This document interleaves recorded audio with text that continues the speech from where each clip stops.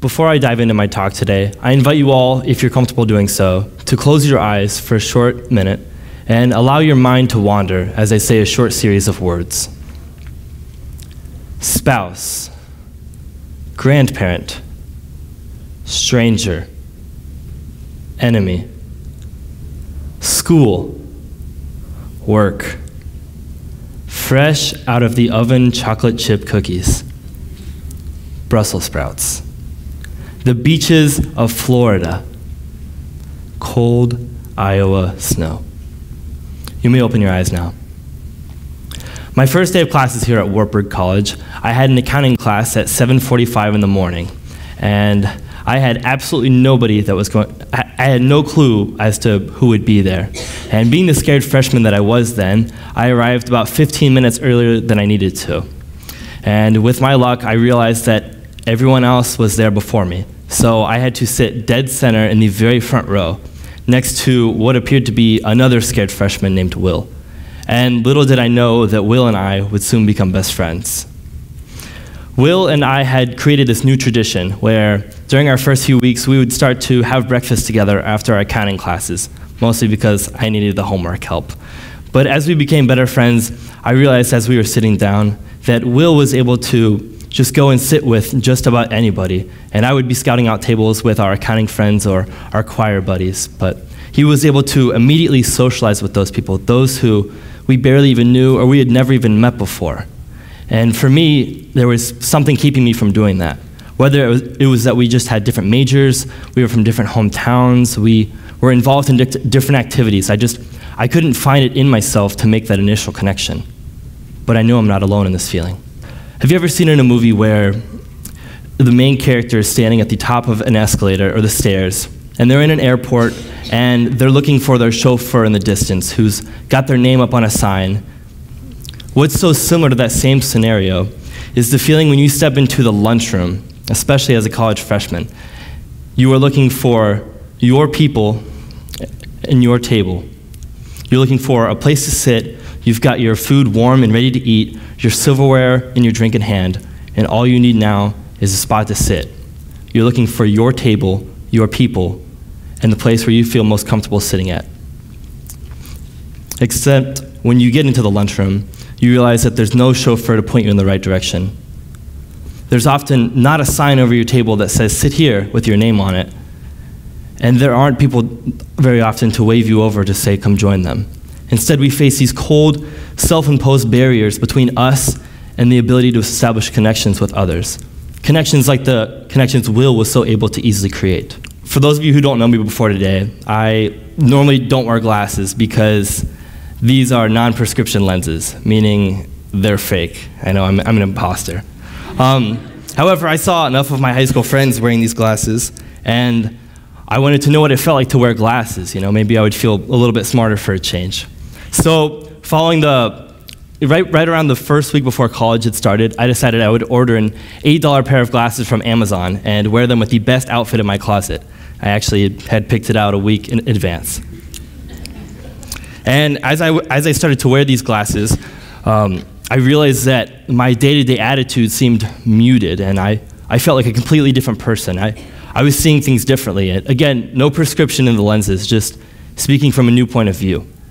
As I would walk through the hallways, I would notice that those who I usually was able to say hello to didn't respond to me in the same way. Not that they had anything against me, it was just their initial reaction was different. And I wanted to know why it was that I felt this way, knowing that the only difference was the glasses that I was wearing. This past Thanksgiving break, I was able to visit my family down in South Carolina.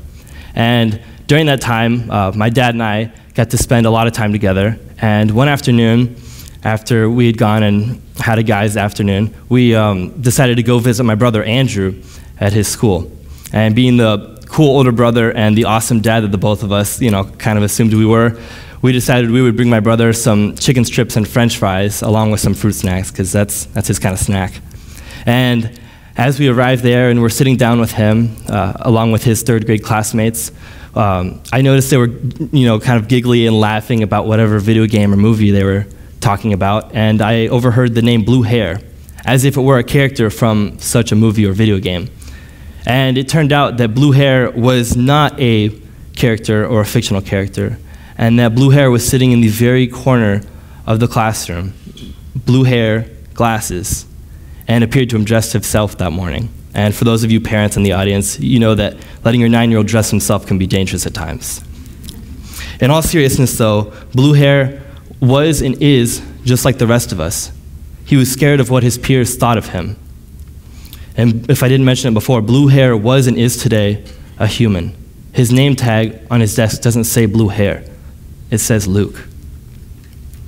So with this extreme curiosity that I had after visiting down south and after wearing these glasses and seeing Will and how he was able to connect with others, I had to go and figure out why it was that he was able to do that and why it was that I felt the way that I did.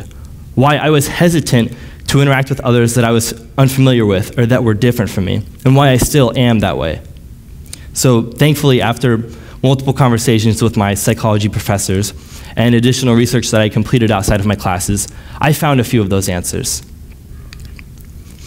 In our minds, we have these shortcuts, so to speak, that make immediate decisions before we even have time to think about those decisions. These shortcuts are created and formed by our childhood upbringing, our environment both now and in the past, and our background of personal experiences. Sigmund Freud, for those of you who may not be familiar with, was a well-known neurologist who made major contributions to the field of psychology. His theory was that the unconscious mind is made up of all of the information that's stored within us that's unknown to the conscious mind. The unconscious mind is the deepest stage of one's mind. And quite often, our unconscious mind governs more of our emotions and our actions than we may even realize. Being that the unconscious mind is one of the deepest stages of our minds, there's also the subconscious and the conscious. And while subconscious and conscious thoughts may be able to change, like our habits, many unconscious decisions or thoughts may be very hard to rewire as we become older. And the unconscious mind makes it so we are unconsciously thinking sometimes, meaning we aren't aware that we're thinking. Our brain is automatically thinking for us. And to put it into an analogy, our brain is like a judge. And our brain has to use one or more of our 5 senses, in this case, probably our eyes and our ears, to determine whether or not a person is acceptable or worth our time to interact with. And I know that sounds bad, and it's quite guilt-tripping because I felt that. But I know that it's okay to judge because we're all humans. It's a natural thing. One thing that a journalist named Joseph Joubert had mentioned was that kindness is loving people more than they deserve.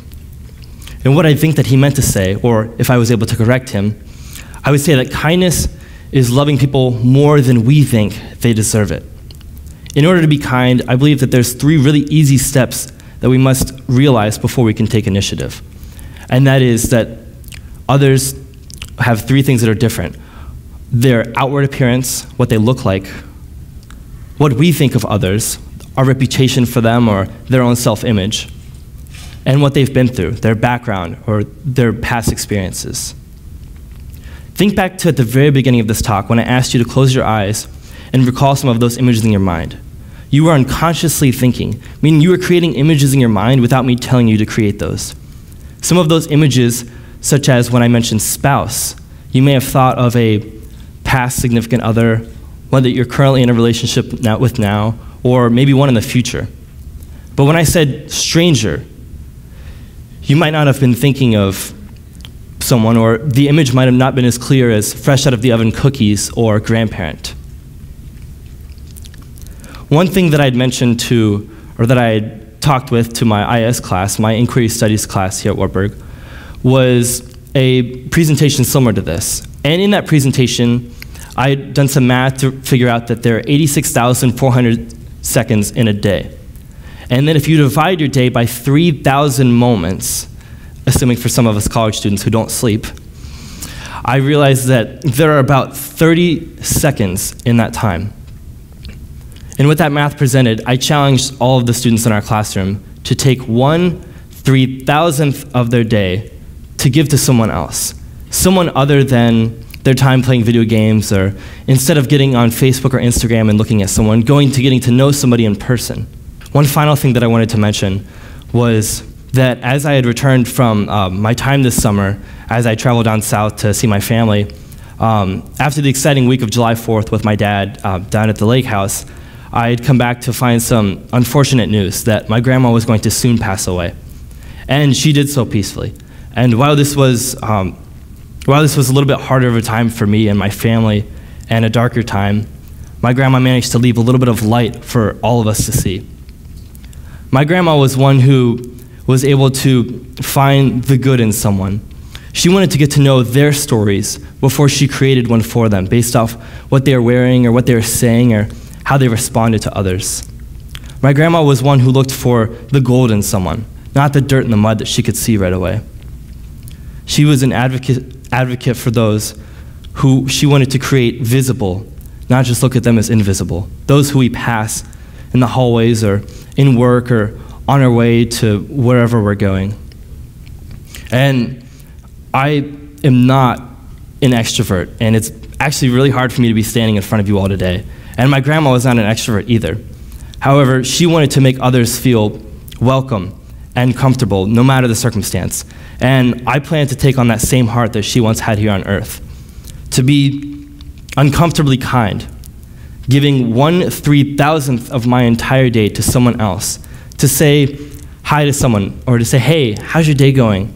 To give someone a high five, or one of my favorites that I found through high school and college is sup. One of those, little bro head bob is what I'd like to say that as. One small action or one thought that might not seem like anything to us, 1/3000th of our entire day, but it could change someone's entire day, or even their entire life. Those who are experiencing pain that we can't see because they're choosing to make changes in their life by wearing fake glasses, or by changing the color of their hair, or by doing all these things that we don't understand why they're doing it, but to make them feel comfortable. I think that if we are able to turn the unfamiliarity into familiarity, the uncomfortableness into comfortableness, the awkward silence into infinite kindness, it is then that we can grow together and in great number. And that we do this not only for ourselves, but for the generations before us and the generations to come. So I'll ask you all one more question. What's 1/3000th of your day? Thank you.